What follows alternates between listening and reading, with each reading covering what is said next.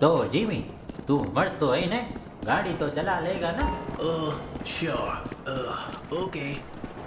घर चले क्या?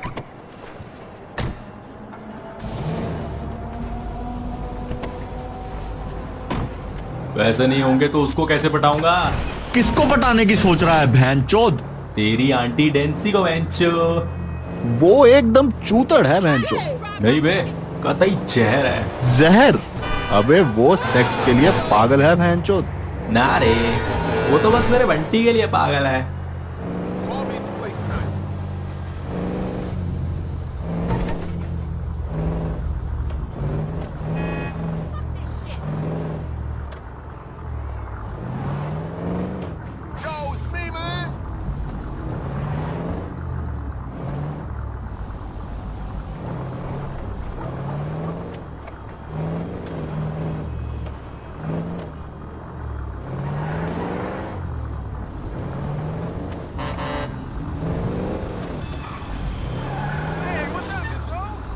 તો આપણું આ મિશન અહીંયા એન્ડ કરીએ છીએ. મળીએ આપણે નવા મિશનમાં અને નવા વિડીયોમાં. તો આ વિડીયો તમને કેવો લાગ્યો, લાઈક, કમેન્ટ અને શેર, સબસ્ક્રાઇબ કરવાનું ભૂલતા નહીં. અને આમાં હિન્દી ડબ કેવું